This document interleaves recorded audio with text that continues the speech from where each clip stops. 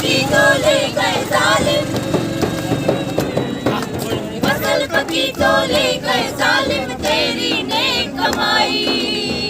लुट गया माल तेरा, लुट गया माल, ओए पगड़ी संभाल जट्टा, पगड़ी संभाल, ओए पगड़ी संभाल जट्टा।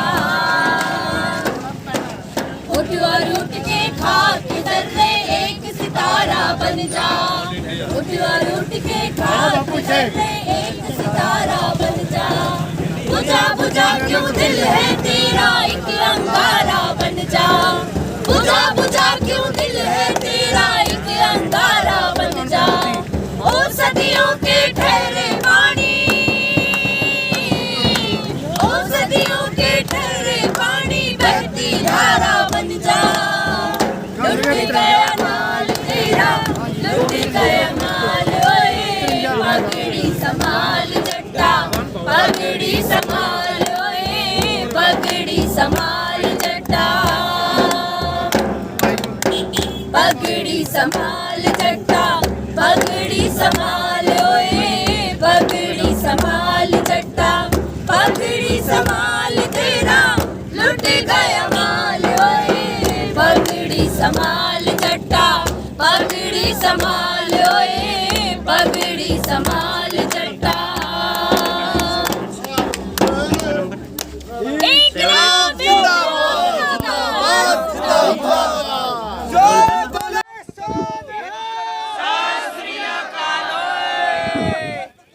रद्द करो, रद्द करो। इंकलाब जिंदाबाद, जिंदाबाद।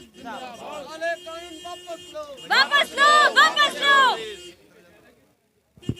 ਐਮਪੀ ਤੋਂ ਜੋ ਸਟੂਡੈਂਟ ਨੇ, ਕਿਸਾਨਾਂ ਦੇ ਬੱਚੇ ਨੇ, ਉਹ ਇੱਥੇ ਪਹੁੰਚ ਚੁੱਕੇ ਆ। ਦੇਖ ਸਕਦੇ ਹੋ ਤੁਸੀਂ ਕਿ ਪਗੜੀ ਸੰਭਾਲ ਜੱਟਾ, ਪਗੜੀ ਸੰਭਾਲ ਓਏ, ਜੋ ਇੱਕ ਕ੍ਰਾਂਤੀ ਦਾ ਗੀਤ ਹੈਗਾ। ਭਗਤ ਸਿੰਘ ਦੇ ਚਾਚਾ ਜੀ, ਤਾਇਆ ਜੀ ਉਹਨਾਂ ਨੇ ਗਾਇਆ ਸੀਗਾ ਇਹ ਗੀਤ, ਤੇ ਇਹ ਸਟੂਡੈਂਟਸ ਨੇ ਗਾਇਆਗਾ। ਗੱਲ ਕਰਦੇ ਆ ਆਲ ਇੰਡੀਆ कृषक खेत मजदूर संगठन ਦੇ जो ਕੀ शुभ नाम है जी? मेरा नाम रूपेश जैन रुपेश जैन जी। तो बच्चे बड़े क्रांतिकारी गीत गा रहे थे, अभी जी। देखा तो कब आए यहाँ पे? हम लोग यहाँ 22 तारीख से 26 तारीख से यहाँ पर हैं। 26 से वहाँ से चले थे। 22 से हम लोगों ने इंदौर से एक यात्रा शुरू की थी और 26 और 27 को आए फिर यहाँ पे? हाँ, हमको जो है आगरा बॉर्डर पर रोक दिया था।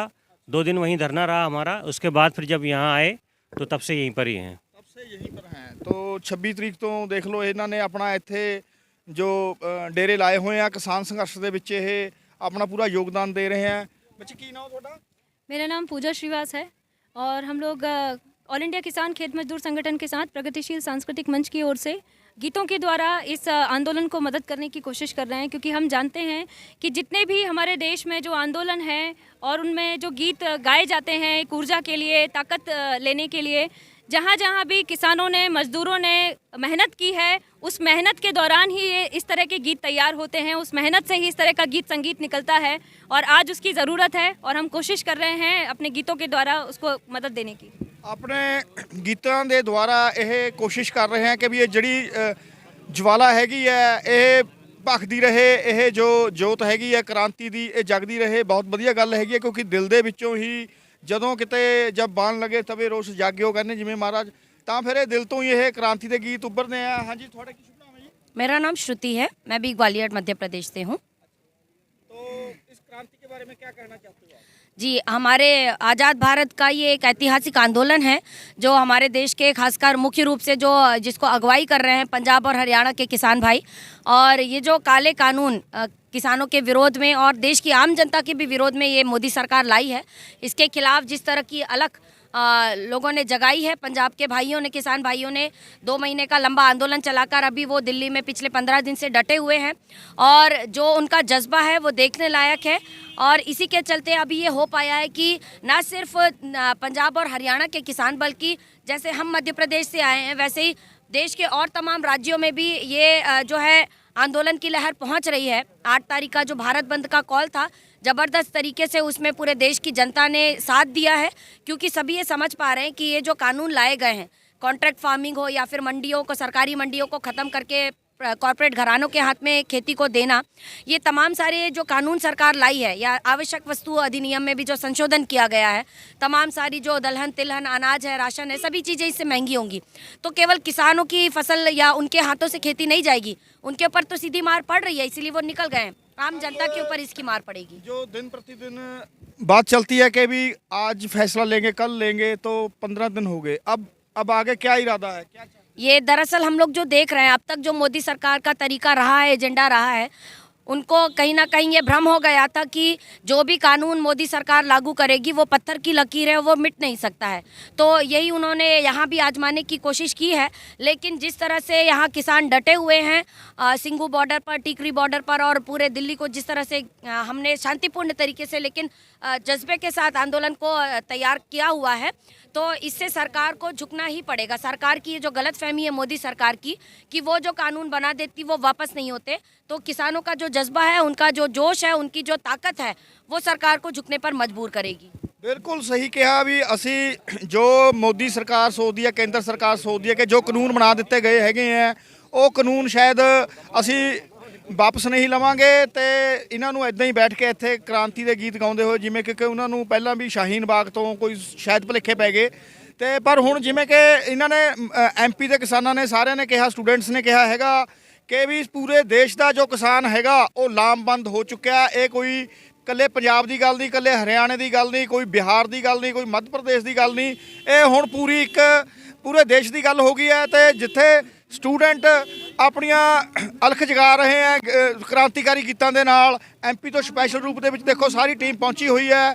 ਅਸੀਂ ਪੰਜਾਬ ਵੱਲੋਂ ਵੀ ਸਾਰੇ ਭਰਾ ਆਪ ਜੀ ਦਾ ਸਵਾਗਤ ਕਰਦੇ ਹਾਂ ਇੱਥੇ ਤੇ ਬਹੁਤ ਅੱਛਾ ਲੱਗਦਾ ਹੈਗਾ। ਤੇ ਥੋੜਾ